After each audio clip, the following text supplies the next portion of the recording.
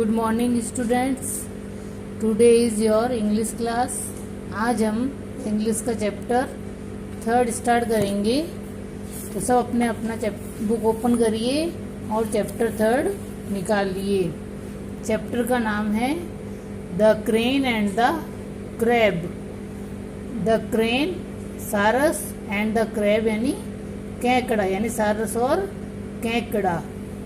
About the lesson, यानी अब इस लेसन के बारे में कि इस लेसन में क्या क्या है ये देखिए। This lesson tells about A fraud crane who be fools the fish and Yeats them up one by one. ये एक लेसन है, स्टोरी है एक फ्रॉड क्रेन यानी धोखेबाज सारस की, जो कि फिश को मूर्ख बना देता है और उनको एक एक करके खा जाता है। When there is no fish, the crane goes to a crab and taking it on his neck flies towards the tree.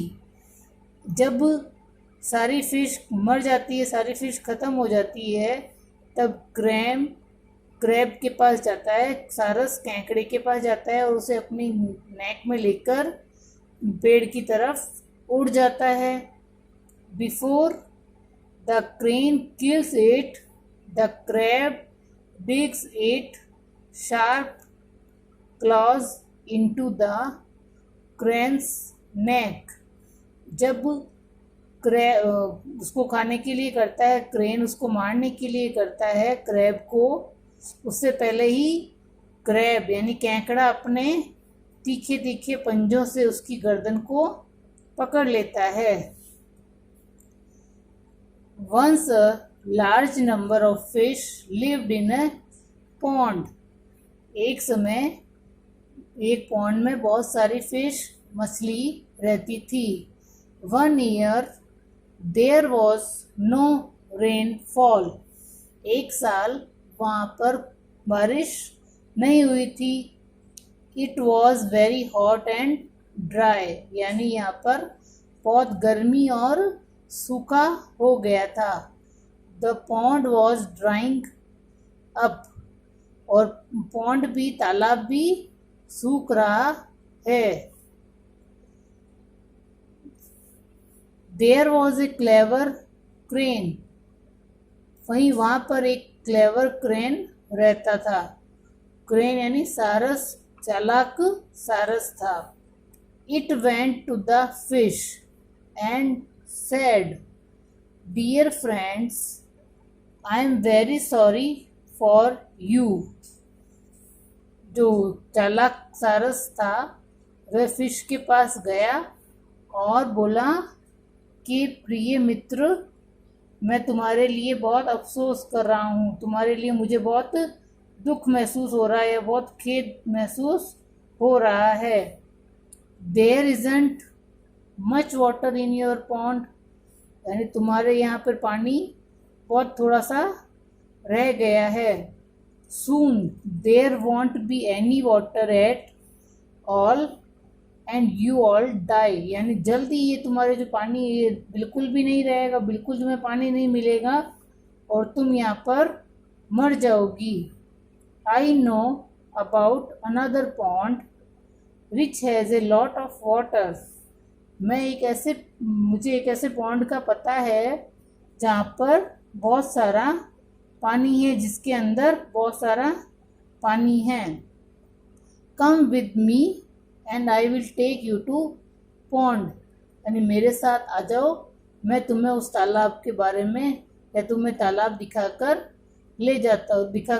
ले आता हूँ या तालाब के पास ले जाता हूँ।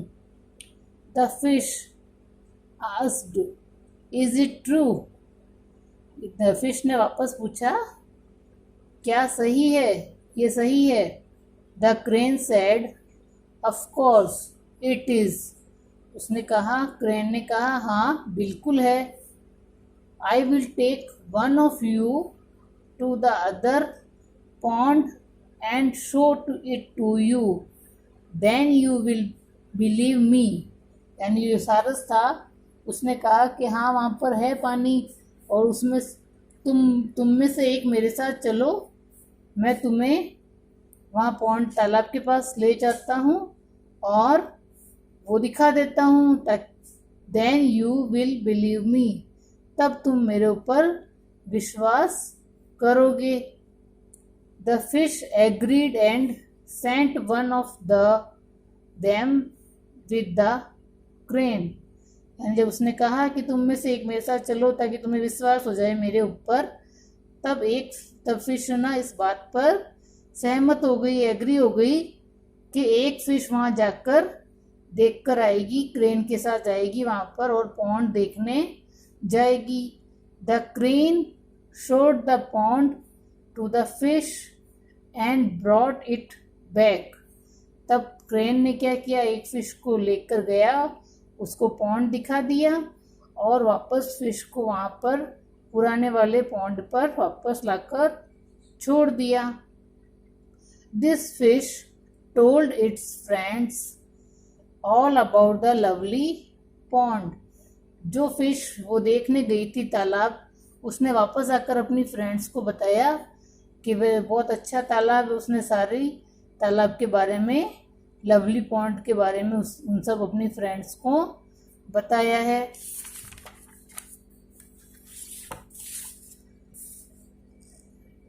They all wanted to go there. The crane said, I will take you all there one by one. They agreed. यानी जब वो एक फिश वहां देख कर आई तालाब को, उसने वापस आकर अपनी फ्रेंड्स को बताया तालाब के बारे में, तो सभी वहां पर जाने के लिए इच्छुक हो गए, सभी वहां जाना चाहती थी। तब क्रेन ने कहा, I will take you all there one by one. यानी मैं तुम सबको वहां एक एक करके ले जाऊंगा।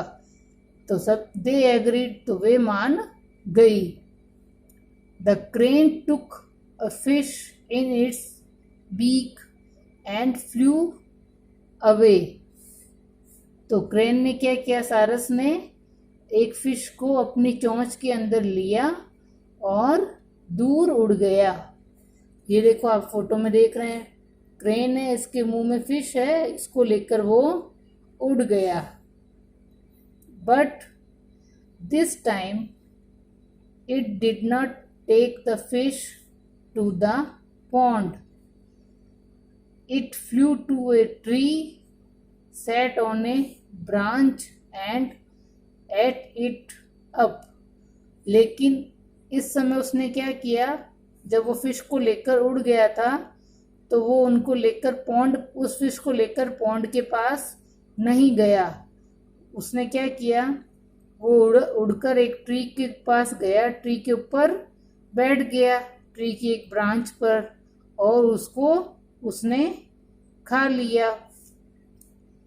It then went to the pond, took another fish and ate it up। और वापस अब पॉन्ड पर आ गया और फिर दूसरी फिश को लिया और उसको भी उसने खा लिया।